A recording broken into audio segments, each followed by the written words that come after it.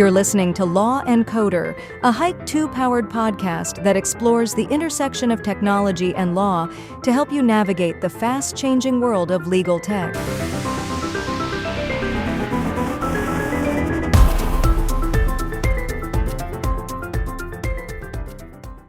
Welcome back to Law and Coder. I'm Christina Natali, the law of our Law and Coder duo. I've got, as always, our director of AI practice, Morgan Llewellyn, here with me, my co-host. Hey, Morgan. Hey, Christina, good to see you again.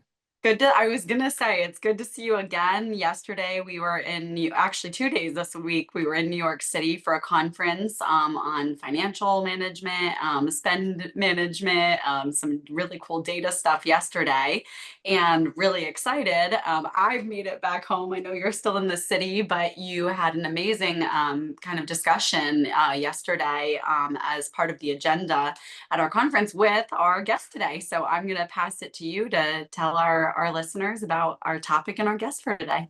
Yeah, I am really excited for our guest today. I think she might be one of the most liked people kind of in the legal space, Rachel Shields Williams, the product management director of client intelligence over at Sidley. And I can back up part of that because I'm really excited and thrilled for her that she's the incoming president for LMA. I know that's becoming more and broadly known, but congratulations, Rachel. Not just on that, but on a fantastic career and just being such a lovely person.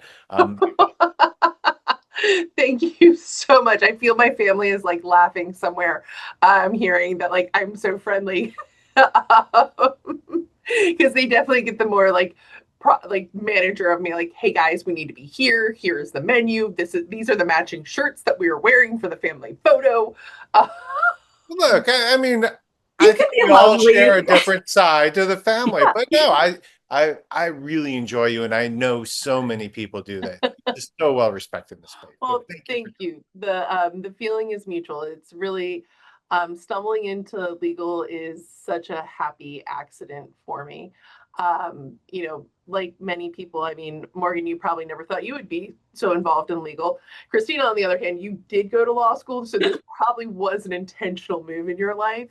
But many of us, we just kind of like ended up here. For me, I was in grad school and I wanted to work in the District of Columbia where I live. And it's like, oh, do I want to work in politics or do I want to work in legal or nonprofit? Ruled out nonprofit really fast. And so I was like, okay, let's try law firms. And lo and behold, I'm still at the same law firm that I walked into 16 plus years ago. Which is amazing. I feel like that alone is something to celebrate and acknowledge. I mean, especially in DC and with like changing, regulations and the industry has changed so much. It's very cool that you've really built your niche there. Yeah, it's been awesome. Like I joined the firm at a time, it was 1,000 lawyers and like 11 offices when I joined. And when I joined as like a doe-eyed marketing coordinator, I thought legal marketing was so much like marketing in other professional services. And it's actually way more relationship driven and it's way more relationship maintenance and care and feeding paired with like some RFPs and some rankings and awards.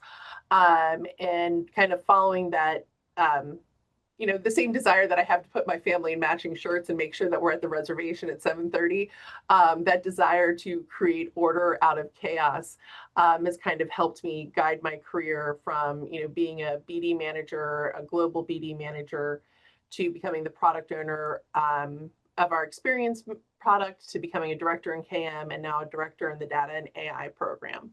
Or department. We're not even a program anymore. We're a real live department. This is it's so new and exciting, and like watching the firm change and like almost being at 2,400 lawyers now. I'm like, wow, like we've really grown up a lot we've all grown over the last 16 years. I love. Well, I was going to say the order out of chaos. I think that's really literally where it's going, Morgan. I think it really brings us like order out of chaos in marketing. And, what we're here to talk about today is the CRM. And, Where has it been? And where do you think it's going, Rachel? I think you're, well equipped to give us not just a historical perspective, right, based on your experience, but also some insight into where is CRM going for legal? What does CRM mean for legal today? And how should we be thinking about it in the future with so much disruption happening everywhere, contacts, marketing, it's sort of at the center of all of that. So, walk us through, bringing order out of chaos. When you first came in, what was the thought of a CRM and how has that evolved over your career? Yeah, it was kind of wild because I came from a financial advisory company where we had just deployed Salesforce and we supported high net worth individuals. So, I mean, I knew everything about these people. I knew their preferred sodas. I knew what kind of wine that they liked. I knew, like, if they came into the office, here were their preferences. We had information about their children, their grandchildren, their pets, their vacations. Like, we really knew everything about these. And like, when was the last time they came in for a meeting? When was the last time someone called them to check in on something? Like, we had all of this information. So, I get introduced to our CRM to send out a client update. And I'm like, this is just a series of logs about like who sent an email and who opened an email. And I was a little perplexed by the CRM. So I asked my supervisor at the time, I'm like, so like, what is the deal with CRMs in law firms? It kind of feels like an electronic Rolodex. And she's like, well, this was like the first technology that really law firms and lawyers embraced. And I was like, hold on, what? And this was the first real big change management that came to lawyers as it related to legal marketing. So like back in the day, if there was a fire, someone would grab their Rolodex and run out the building. And with CRM and it becoming so relevant in so many law firms, lawyers began to share their contacts to keep them up to date. And then as technology evolved, you were able to use different scrapers and different tools to keep your contacts up to date. So there was more of an incentive to share the information and share those relationships. And over time, it's gotten more sophisticated. We have the ERMs, the ability to track the interactivity. I'm a huge fan of ERM. I think that tells us more about behavior and relationships than so many other products that we have out there. But at the end of the day, a lot of firms, we use our CRMs as email management tools, and we use them as a data management tool for our person record for our clients. But yesterday Morgan and I we were all at this conference, and one of the questions was like, what is a client? Is a client an individual? Is it an entity? Is it, and CRMs kind of bring that question up too. So CRM is something that it was really the first technology for marketing that lawyers got used to, and it's just been around for a long time. But at the same time, I think there's been a lot of promises about CRM that's never really come to fruition because it's so dependent upon human behavior and people's contribution and keeping it up to date and interacting with the system. And, unless people are highly incentivized, I mean, are you going to put all of your contacts in? I had a really great conversation with another business partner yesterday at the conference, and he was saying, like, when he was in a small organization of like 15 people that he's known for like 20 years, and he was so mad when someone like reached out to one of his contacts without talking to him. He's like, oh my God, I've become what I've preached against. And he's like, it's come full circle. And I'm like, yeah, but like, if you knew that you were incentivized to share that contact and like it was all going to be okay, would you have been okay with it? And he's like, well, yeah. And I'm like, incentives matter. You talk about some of the promises of CRM that maybe haven't materialized. Can you talk about one or two of those? And maybe like, is there something unique or different about law firms that would cause these promises not to come, to fruit? I think they want to see the full 360-degree view of how they perceive the client.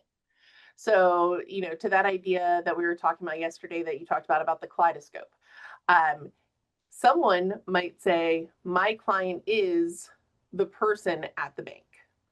Another person might say, my client is the whole bank. Or another person might say, my client is just this matter at the bank. And so people want to be able to see it the way that they think of it. versus a CRM, you're pretty much either looking at an entity or a person. And you can see the relationship between the two, but the ease of pivoting those images isn't really that easy. They want to be able to go to that 360 place where they can see, hey, here are the pitches that I've done. Here's the recent activity. Here are the events that they were invited to. I'm going to go further and say, here are the documents that have recently been used for this client.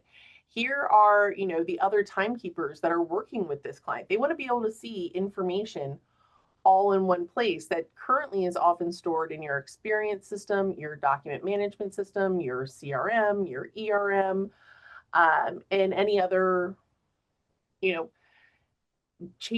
whatever tool you use to manage your chambers or your pitches. And there's just information all over the place. And the client, and I feel like our lawyers really just want a centralized place to understand how they view the client, not how the system thinks of a client. Yeah, well, you made me think of earlier it's really not an analogy, but it feels like one to me when you said the like what like your building's on fire, grab your Rolodex and take it.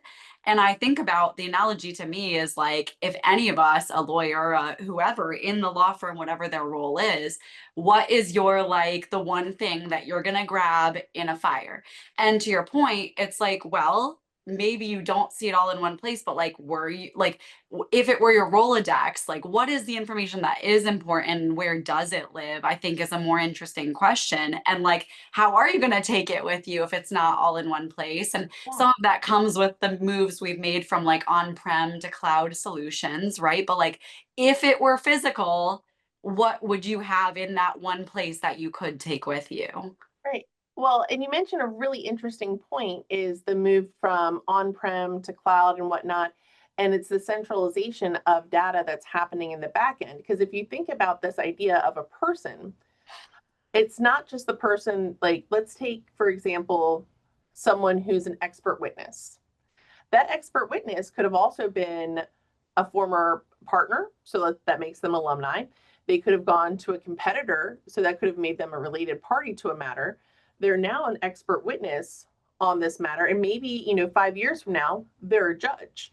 And you want to be able to capture all of those different relationships, and depending on how people are interacting with them, that person profile could be in so many different systems versus having it in a centralized source where it's normalized and governed at the heart and then pushed into these different profiles as needed. And I think the more I think about like the challenges that we're facing, and you start hearing more and more people talking about investing in lake house structure or larger data structures, I think we're going to see more changes. Like instead of saying, I need a CRM, it's, I need to solve this business problem. And I know that's one of the things that I really advocate for internally here when I'm talking to my internal clients. It's like we need to replace X. I'm like, no, we don't actually need to replace anything. What are the business problems we're trying to solve? We don't need to replace our CRM. Like our CRM, maybe we don't need it. Like we need to question, as the world continues to evolve, we have to question every product we have and say, do we really need this product? What is the business problem we're trying to solve? And then how do we solve it with, wonderful business partners like you all, wonderful vendors? Do we build in-house? Do we work with a business partner? Do we say, you know what, this is actually something that's not ours to solve at all? Do we just walk away from it at this point and say, that's not really a data point or an issue that is relevant to our business anymore? I think, when talking about innovation, right? Tech is often the last thing we talk about, right? Like the tech is kind of the least interesting part of innovation. It's really, what do you want to do? What challenges do you have that you want to solve? Which is exactly what you're saying. It's not a CRM. Can a CRM be part of a solution? Maybe, right? Potentially. As you start thinking about either the challenges today or the challenges that you're excited about that you think are appropriate for tomorrow, what are some of those challenges that you're thinking about from the marketing perspective that, maybe traditionally we would have thought of as a CRM as the solution, or at least kind of in that function, that marketing portion of the function? What are those exciting challenges you're seeing? Yeah. I think it's the centralization of activities around the clients.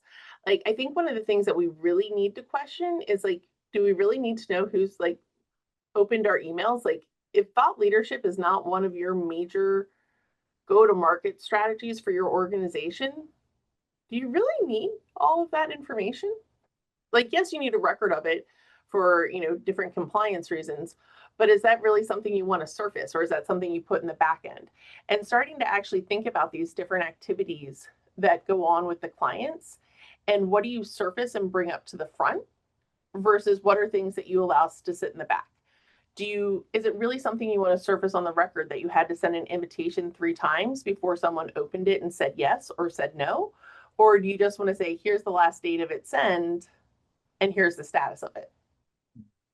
And starting to really kind of question how we've collected information and how we've presented it, I think is a really interesting opportunity. And then also the change management around sharing the activity, kind of getting people more comfortable with sharing their calendars and their activities. There's several firms that have done a really great job of saying, you're not getting BD reimbursement until this activity is logged in Interaction, in Salesforce, and whatever platform they're using to track their client activities. But looking to use AI and scraping and things like that to start pulling those activities over. A little uncomfortable, a lot of change management to go there. I just had to share my calendar for the first time in 16 years with like 20 people. And I'm like, I don't know how I feel about sharing my calendar with everyone. And I'm not doing anything sus. It's just, I'm not used to sharing it. No, I think that's a really interesting perspective and comment around the role of, call it the CRM, right? Or as we think about context today, as we think about information today, there is an element of change management in this, because not all firms are fully, not all firms allow a partner to see, another partner's contacts. And so there is or even calendar, to your point, right? Even sharing something like a calendar internally. And so there's an element of change management throughout all this. I mean, have you seen, has change management been a central theme within CRM from kind of the get-go, or do you have any thoughts on that? I think it's become more so with the advent of moving to the cloud, more experience systems, more products on the market that aren't quite traditional legal CRMs. I think Salesforce entering the marketplace has kind of shifted things a little bit, dynamics, but also people kind of moving to, I'm just going to have mail management and then I'm going to have client management. And actually manage activities and really kind of pulling apart what are the business problems that they're trying to solve from it. Overall, I think, when CRMs first came on the scene, it was everybody pile in the conference room, eat your sandwich, watch the video. The trainer walked the floor and said, click this button and click this button, and everyone kind of went about their day. And we didn't talk about it a ton. But now when there's updates coming every 3 months, every 4 months, you constantly have to be feeding people to a certain extent. And I think this is true across all legal technologies. The set it and forget it days are pretty much gone. Our products, the same way our users expect care and feeding now, the products do too. The iPhone changed a lot of things in the way that we consume technology. It feels like it's funny because you've reminded me, and I know you've listened to some of our podcasts, and usually sometimes we have these like ding, ding, ding moments that are just, we really want to highlight for our listeners. And the first sounds like really it sounds like what you're saying, the risk to avoid, that's also bled into kind of this risk to consider or perhaps embrace. We'll see as we go. The risk to avoid, certainly it sounds like, is just jumping into, we need a new product, we need to fix this product, we need to get in, what have you, just jumping into that selection. This change management piece kind of, it sounds like really, which is like you said, like we need for all technology now, right? But is this meeting users where they're at? And especially, I think in this context, to your point, traditionally, when we think about change management and taking it outside of the context of CRM, we think about like, what are the motivations of these users? What right? And so as the user, I'm asking myself, what am I getting out of this? Right. What's in it for me? And what you're saying, right, is that you talked a little bit about it earlier briefly, and I'd love to hear more, but that incentivization we have to understand that and say, to your point, like, why would I not want to share this information? Is almost, you have to get into that layer of what is motivating these users in order to understand why they may just be rejecting change because they don't understand it, or because they have some other fear that it is, that it's stirring up, and they need to understand we have to understand their concerns and how we can help them understand that either it's not valid, I don't want to say that, but that it's valid, Yeah. but that's not what this is about. Exactly. Like, I totally get that you're afraid that your dentist is going to end up in the CRM, but there is a way that we can market that the dentist doesn't flow in. There's a way to mark your contacts. We've trained your secretaries on how to mark the contacts. But again, that doesn't even address, like, why should you share it? Like, what's in it for you? And it's got to be more than like, oh, we can easily invite your client to an event, or your client will receive important thought leadership. I Right. don't think that's enough for a lot of folks these days. Right. There's so much news and information out there. Like, how many clients are like, man, I would love to have another client update. And you don't really have a ton of control once you put your contact in there, and it's like, oh, they're tagged to the energy industry, so we're going to send the energy updates to them. So I think we really need to put ourselves in the position of the lawyer to think about, like, what's in it for them, but also what's in it for the client, and help them understand the value that the client gets by being involved in the technology. So if you share your information with the firm is going to keep this up to date. When your client moves firms, we're going to update that contact information. You don't need to. So you know what? Maybe can you write a script that triggers a notice to that lawyer that says, hey, your contact is moved. It looks like your contact is moved. Have you said congratulations? We have listening on certain key clients, and it looks like this client, based on information from third-party sources, has recently moved to a new role. Have you reached out to them? Like, if there's ways that we can add value to the lawyer and to the client and get what we want. Because CRM's been very like, Yeah. I want to communicate with you. I want to, like, what's in it for them? It's also kind of twofold, right? Because yes, you're showing them there's value for them, you're showing them there's value for the client. I hate to say, like, if they're a good lawyer, right? That's something I would never say, but like, if they care about those client relationships, then value to the client is value to them. Yeah. So Exactly. it's kind of a double win. Yeah. So again, we've got to think about all the different stakeholders that are involved in the different personas and what value looks like to each of them, and figuring out how to communicate that and what value levers are worth pulling on. And then also, what are the risks in each one of those people's personas? Like, is it exhausting to get more emails? Is it like, how does this impact them, their ability to do their job, their ability to communicate? And then also paying attention when they tell you how they want to be communicated with. Like, if a client tells you in client feedback interviews they only want to be invited to certain types of events, you need to be able to figure out how to code that. I think you're really touching on kind of, I don't know if I want to call it a sore subject within marketing, or just the reality that how do you track, I'll say, ROI of marketing and events, but I don't think that's exactly, like, I don't think anyone's even saying, hey, we need to get there.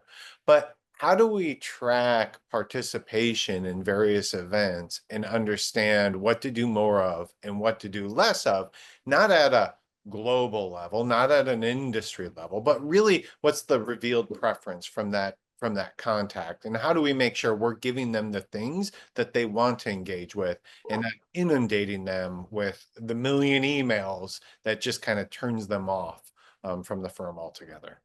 And I feel like every general counsel every general counsel panel I've ever sat in my career, I'm like, ask them.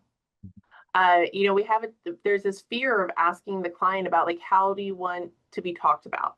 How, like, do you like being invited to client dinners? And someone's like, nope, you know what? I've got young kids at home and I really want to get home to my kids every night.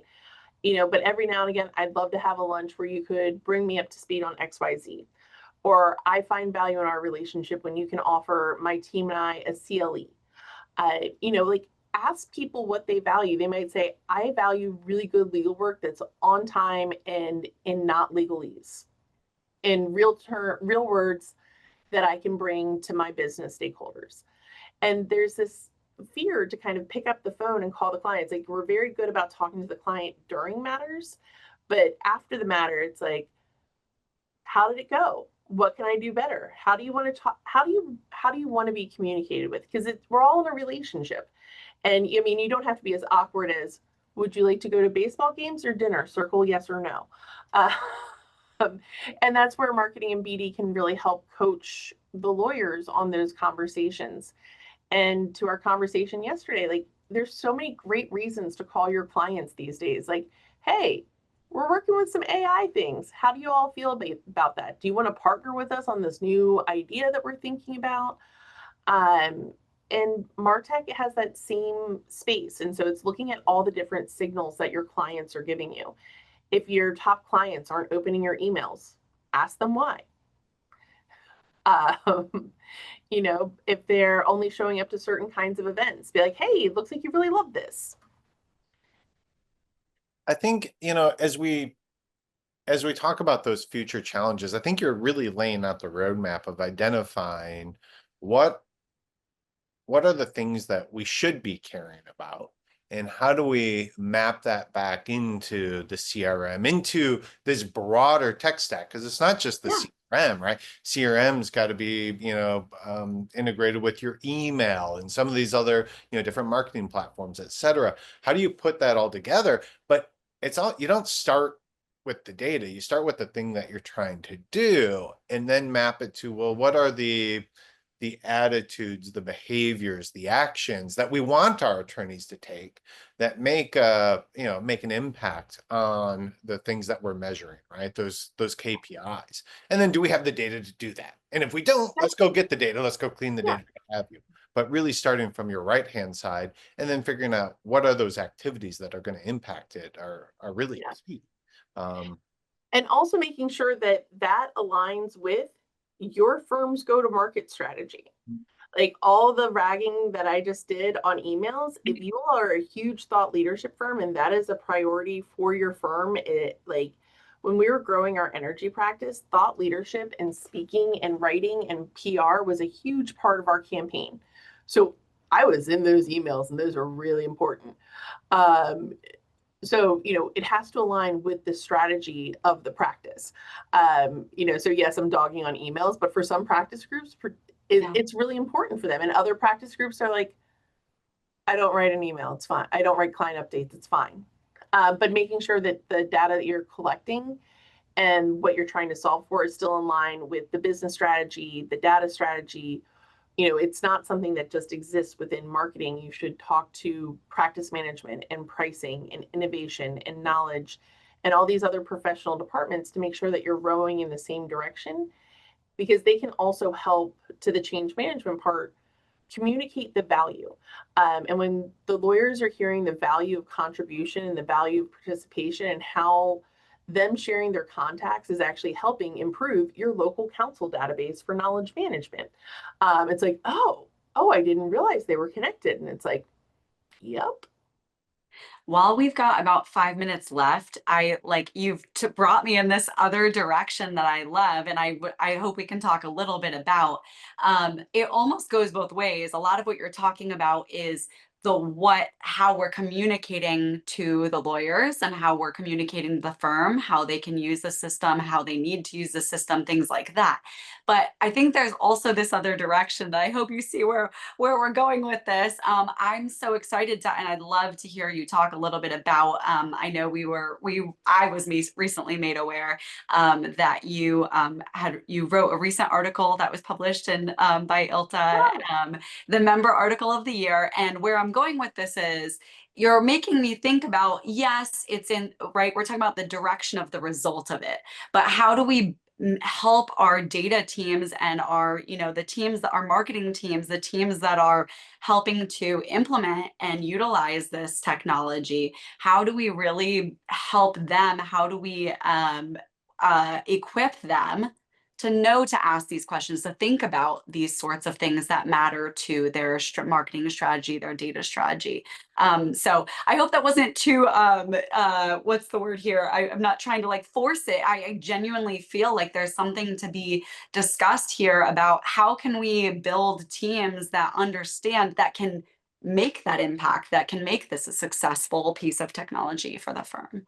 Yeah, I think it really comes down to a lot of the soft skills. I'm not a technologist by any shape or training. I'm a mass communications major because there wasn't focuses when I graduated college. You just communicated to the masses with smoke signals and pigeons and things. And those soft skills, like growing up in a family business and having a service-oriented mindset, has done so much for my career and the ability to talk to people and understand. We owned golf courses, and when someone came into the clubhouse, like they weren't coming into the clubhouse to just come into the clubhouse. They were on the turn. They had 8 minutes to get from the 9th green to the 10th tee. They were coming in to solve a problem, and the faster I could kind of evaluate what was going on and get them through, the more people were able to play the golf course and play the course that day, and the happier people were because they weren't stuck waiting for other players. So that ability to anticipate people's needs and that spirit of service and curiosity, like, I remember being on the beer cart and people are like, "Oh my God, you're out of Gatorade. It's so hot." And it's like, but I have bottled water and peanuts. So if you're feeling dehydrated, this will give you a similar. It won't give you the electrolytes you crave, but it will help you with dehydration and rehydrating and retaining water, so you don't faint in the wonderful Washington heat that we're all experiencing right now.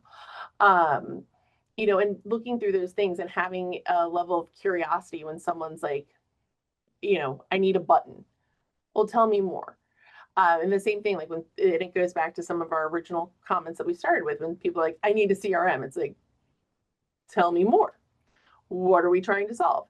And exactly that ability to just be comfortable not knowing the answers and comfortable asking people more questions, and, just genuinely, I come to work because I want to help people. I like working in the legal industry because we're here to solve hard problems. The easy problems in legal have been solved. All that's left is like funky, gnarly problems that are impacted by people. And as people, we're naturally messy. So it's a funky, hard thing to work on. And it's cool because I get to work with really smart people who also want to just help and make things better for others. I think that's really appropriate. This idea that, I think back in the day, we used to hear, especially in like AI and innovation, hey, we're looking for curious people. Because to your point, you don't know the problem yet. But with tech disruption and where the world is going and this pace of change, every single function within the organization needs to come with that curiosity, not just for today, but what are the things I'm not even hearing about? Like just a continual curiosity to learn and understand. Is just everyone has to do it within the firm, especially when you're people solvers or problem solvers, right? You are people solvers. Yeah. Well, you're people solvers. Like maybe that's a nice slip. I was gonna say. Yeah, but you're problem solvers, and to your point, you're paid to solve hard problems, and you've got to be curious in today's world if you're going to be able to do that successfully. I think that's a lovely, kind of summary. I think so too. I was just about to say, I definitely think this is our risk to embrace for this week, is focusing on soft skills, as could not have said it better. So I'm just going to use Rachel's words. But I do. And I think, again, it makes me think of, you were talking about, it goes in both directions. When you say the clients maybe don't want to see, this email with this legalese, the same thing is said. I mean, I think that most of the time, the reason that we have data, but like, we have to understand what it actually is telling us. Like, to your point about solving those problems on the golf course, like, okay, the data that I'm being given is that I'm out of Gatorade, or that, this person wants a Gatorade, but like, you have to be able to think beyond that and think about what is the root cause of that data problem? What is that? And so sometimes it really is just being able to translate and make things, whether it's approachable or helping people see, past the frustration of the moment that they're in, to a real, like you said, circling back to even text selection, right? Being able to ask those questions and really understand the human needs behind them, I think is beyond invaluable. And especially the more that we all have data at our fingertips, the more that people are depending on. We've got a lot of emails that are coming through that are just fully written by AI or what have you. That curiosity, that judgment, that ability, that empathy, all of it are the things that we will never be able to replace with AI, and that we really need people for in order to make sense of the data and build, solution based on what we're seeing. So I think that's awesome. Great way to wrap up, kind of. I'm going to pass to Morgan, see if he has any final questions for you, because you guys just do such a great job, and you are so much deeper in some of this than I am. But as a lawyer, I love hearing the way that you both think about how data, and especially how relationship intelligence data impacts lawyers and our clients.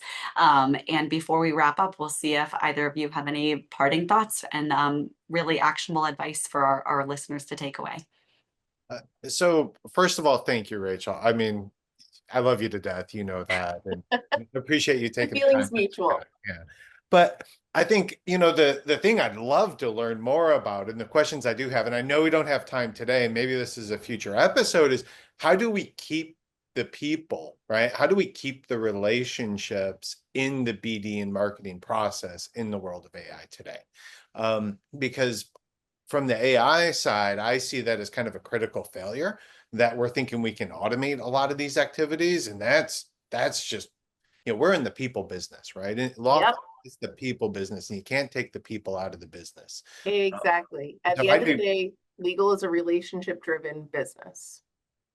100%. So I would love to talk about, well, how do we keep people in the CRM, right? How do we keep the people in the process in the CRM in the world of AI and automation tomorrow? I would love to pick your brain on that, because I am sure you've got a wealth of kind of thoughts and knowledge there.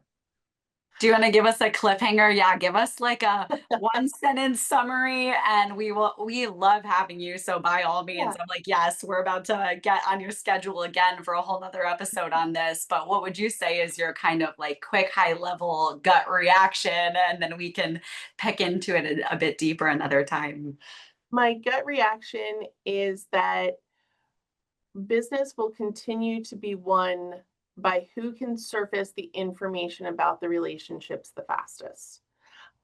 When I look at the competitive set that we look at, our lawyers have gone to similar schools. We charge similar rates. We have similar clients. What will set us apart is the depth of our relationship and our ability to surface the second jump relationships that help connect people. And I think that is the true difference, that AI will help me figure it out faster, but I'll still need a human to articulate the value of what that jump means and the value of that. I think that's really smart, and we're gonna follow. I know, I was gonna say perfect place to end on. Well, it was wonderful talking with you guys. Thank you so much for having me today. This was a really great, fun way to spend an afternoon. Yeah, thank you. It was a real pleasure. And I know that our listeners are going to be really excited to hear your insights, as always. But we're excited to be able to share with our listeners as well. And we hope to see you soon. I know we've been all over on the conference circuit together. It's always good to see you in person. But if not, I know we'll see you in DC for ILTACON. In August for ILTACON. Hey, Yeah. we've got a preview for the weather. I just want everyone to get ready for what August in DC really feels like. Yeah. I ordered it for half the country just to make sure. Oh my gosh. You're welcome. Thank you so much, Rachel. As always, thank you so much, Rachel. Thank you to our listeners. Thank you to Morgan's mom, and we'll see everybody next time. Bye. Bye, everyone.